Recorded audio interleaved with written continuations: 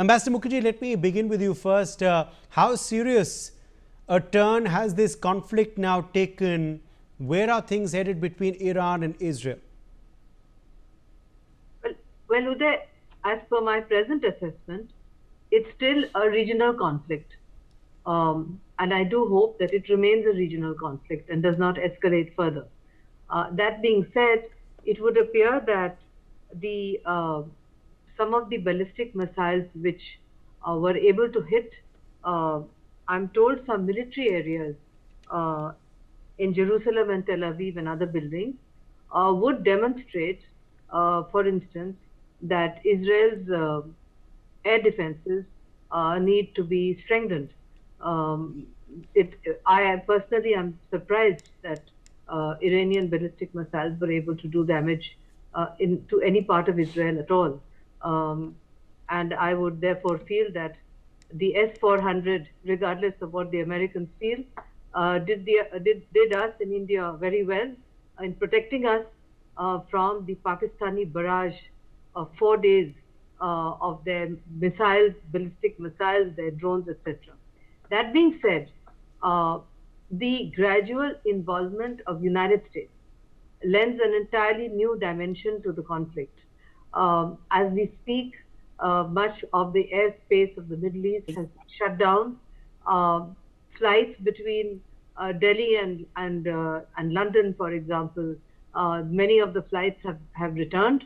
And if there is an attack by the Iranians on US assets in the Eastern Mediterranean or anywhere else, it would naturally lead to a strong US military response, which would then give rise to the question that is President Donald Trump aware that he is then gradually getting involved in a very messy, escalating regional conflict, which would immediately have international and geopolitical implications if United States gets directly involved.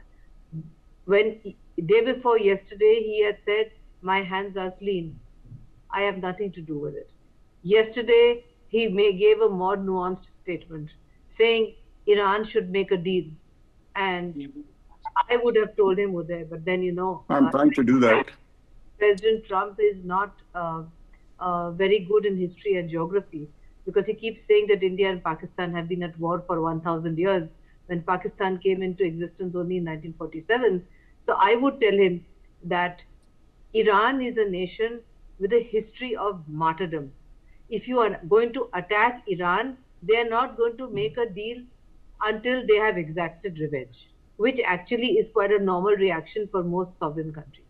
Therefore, to first attack Iran and destroy its nuclear facilities and then tell them, make a deal, otherwise we're going to get very tough with you.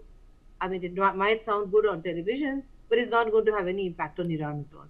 Now that the Iranians have taken some form of retaliation, which is exactly how the scenario played out last time, one would hope that both sides have satisfied their domestic audiences. The Israelis have done it with their audiences. The Iranians have done it with theirs. Would they now stop, or would they go further? If they don't go further, then I would see scope for de-escalation. But the moment the Americans get involved with their assets, and that's another very interesting thing about American military power, Uday, that I've seen in 40 years in foreign service. The Americans, though they are a mighty military power, they don't like body bags. The Indian Army, the Indian Armed Forces, we accept that in an operation there will be fatalities, and our armed forces take it on the chin. But with the Israelis are exactly the same. But with the Americans, the moment you have 5 body bags coming back, domestic opinion gets inflamed.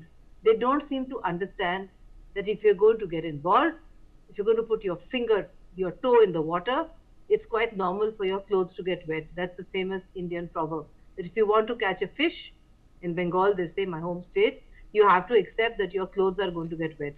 The American military and the American public don't accept that.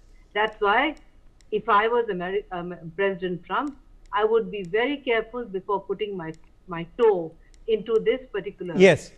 escalation, Okay. because then it would have Now,